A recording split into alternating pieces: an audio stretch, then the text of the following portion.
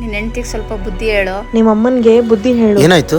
ಕರೆಕ್ಟಾಗಿ ಅಡ್ಗೆನೆ ಮಾಡಕ್ ಬರಲ್ಲ ಕಣೋ. ಅಡಿಗೆ ಎಷ್ಟೇ ಚೆನ್ನಾಗಿದ್ರು ಏನಾದ್ರು ಒಂದ್ ಹೆಸರೇ ಇಡ್ತಾರೆ. ಆಯ್ತು, ನಾನು ಹೇಳ್ತೀನಿ ಬಿಡು. ಕಲ್ತ್ಕೊಳಮ್ಮ ಅಂದ್ರೆ ನಾವಮ್ಮ ಇದೆಲ್ಲ ಹೇಳ್ಕೊಟ್ಟಿಲ್ಲ ಅಂತಾಳೆ. ಮಾತ್ ಎತ್ತಿದ್ರೆ ನಿಮ್ಮಮ್ಮ ನಿನ್ಗೆ ಹೇಳ್ಕೊಟ್ಟಿಲ್ವಾ ಅಂತ ಹೇಳ್ತಾರೆ. ಸರಿ ಹೋಗ್ತಾಳ್ ಬಿಡು ನಿಧಾನಕ್ಕೆ. ಟೀ ಕೇಳಿದ್ರೆ ಕಾಫಿ ಮಾಡ್ತಾಳೆ, ಕಾಫಿ ಕೇಳಿದ್ರೆ ಟೀ ಮಾಡ್ತಾಳೆ. ಟೀ ಮಾಡು ಅಂತಾರೆ, ಮಾಡಿದ್ರೆ ಬೇಡ ಕಾಫಿ ಮಾಡು ಅಂತಾರೆ.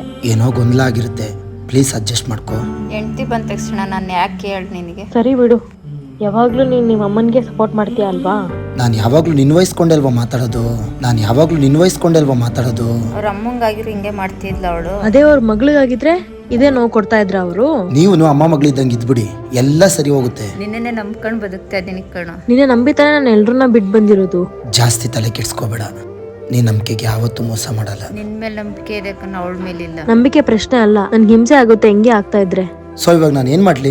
ನನ್ನ ರುದ್ರಾಶ್ರಮಕ್ಕೆ ಸೇರಿಸಿ ಪುಣ್ಯ ಕಟ್ಕೊಂಬಗ್ನೆ. ಫಸ್ಟ್ ಬೇರೆ ಮನೆ ಮಾಡೋಣ, ನಾವಿಬ್ರೇ ಇರೋಣ. ಇದ್ ಮಾತ್ರ ಖಂಡಿತ ಸಾಧ್ಯ ಇಲ್ಲ. ಇನ್ನೊಂದ್ಸಲಿ ಯೋಚನೆ ಮಾಡಿ ಕರೆಕ್ಟ್ ಆಗಿ ಹೇಳಿ. ಈ ವಿಷಯದಲ್ಲಿ ಇದೇ ನನ್ನ ಕೊನೆ ನಿರ್ಧಾರ. ಸರಿ, ಹಂಗಿದ್ರೆ ನನ್ಗೆ ಏನ್ ಮಾಡ್ಬೇಕು ಅಂತ ಗೊತ್ತು ಬಿಡು. ಸರಿ, ಹಾಗಾದ್ರೆ ನಾನು ನಮ್ಮ ಅಮ್ಮನ ಮನೆಗೆ ಹೋಗ್ತೀನಿ. ಬೇರೆ ಮನೆ ಮಾಡೋವರೆಗೂ ನಾನು ಬರಲ್ಲ. ಬಾಯ್. ಮಾತ್ ಕೇಳಿ ಯಾಕಿಂಗ್ ದುಡುಕ್ತಾ ಇದ್ದೀರಾ? ಹೊರಗಡೆ ಫ್ಯಾಮಿಲಿಗೋಸ್ಕರ ಎಷ್ಟು ಕಷ್ಟ ಬಿದ್ರು ನಮ್ಗೆ ಕಷ್ಟ ಅನ್ಸಲ್ಲ, ಆದ್ರೆ ಈ ನೋವನ್ನ ಮಾತ್ರ ತಡಿಯಕ್ಕಾಗಲ್ಲ. ಈ ಜಗತ್ತಲ್ಲಿ ಇವರಿಬ್ರು ಮಾತ್ರ ನಮ್ನ ಅರ್ಥ ಮಾಡ್ಕೊಂಡ್ರೆ ಸಾಕು, ನಮ್ ಜೀವನ ಎಷ್ಟೋ ಚೆನ್ನಾಗಾಗೋಗುತ್ತೆ.